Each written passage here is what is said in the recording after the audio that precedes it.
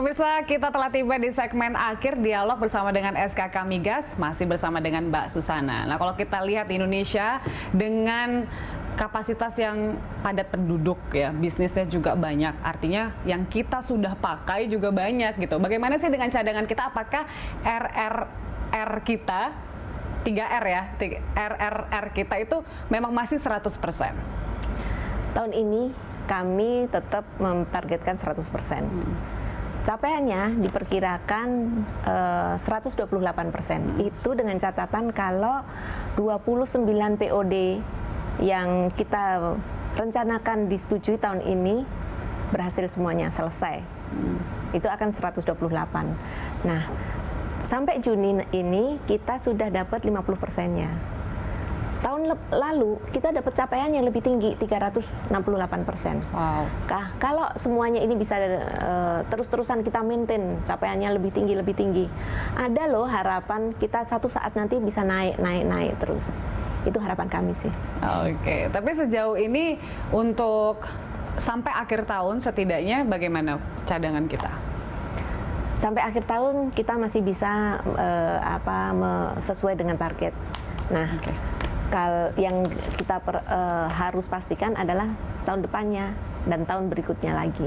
Karena kegiatan yang terkena dampak COVID ini kalau terkait dengan cadangan itu akan berpengaruh tidak di tahun ini, tetapi di tahun-tahun depannya. Karena yang tahun ini itu sudah selesai dikerjakan tahun-tahun sebelumnya. Nah, kita harus memastikan supaya target itu tidak terganggu karena tadi yang saya bilang bahwa kita punya mimpi 1 juta itu, bukan mimpi, cita-cita. Cita-cita yang harus diraih ya. Yang harus diraih. Itu udah given.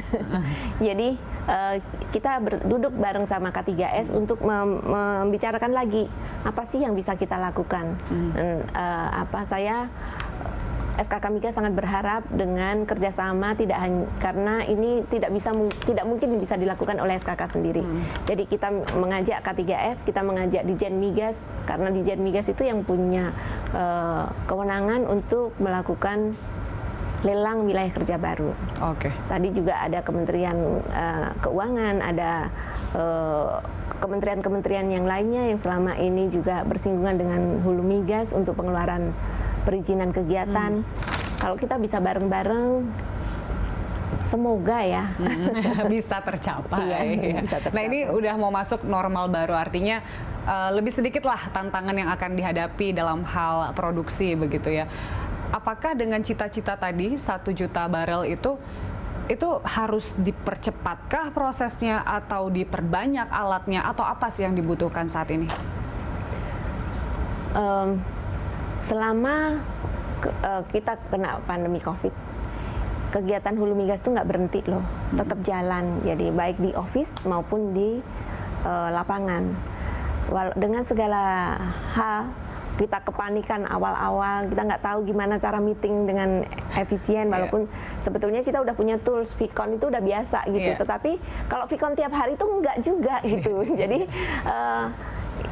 masuk Maret kita udah membiasakan diri untuk melakukan terobosan-terobosan dan Vicon tiap hari, sehari itu bisa yang dari pagi sampai pagi untuk ngebahas banyak hal.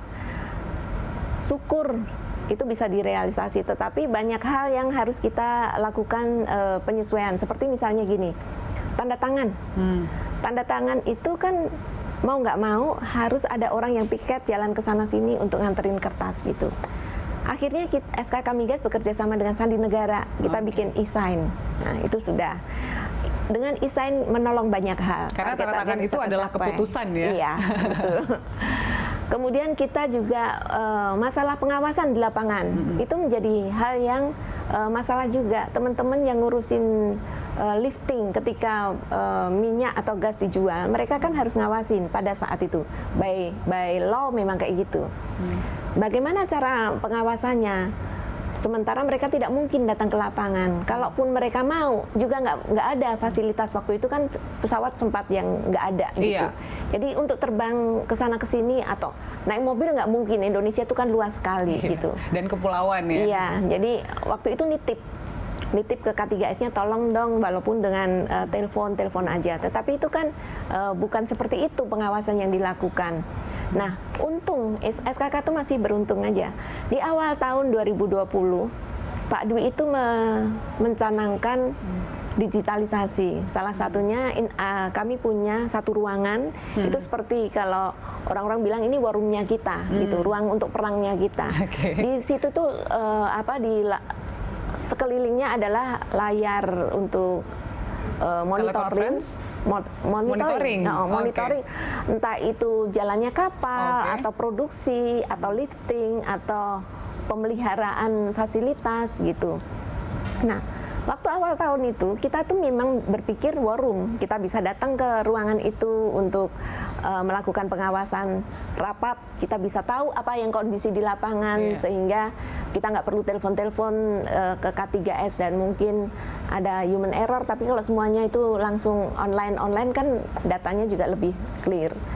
Nah, ketika memasuki COVID, kita berpikir, masa iya sih kita mesti datang terus ke kantor sementara ada banyak restricted, dan akhirnya teman-teman bikin semua data itu bisa diakses melalui handphone. Jadi pengawasan itu sekarang semudah Anda membuka handphone. Jadi, dengan buka handphone, semua data, semua hal yang pengen dilihat di lapangan udah bisa dilakukan. Secara langsung dan live gitu ya. Mbak Susana, terima kasih untuk informasinya pada siang hari ini. Dan pemirsa, demikian akhir Landstalk siang ini. Jangan lupa tetap terapkan protokol kesehatan untuk mencegah penyebaran virus corona. Atas nama seluruh kerabat kerja yang tugas, saya Julita Tulomanua mengucapkan terima kasih atas perhatian Anda. Sampai jumpa.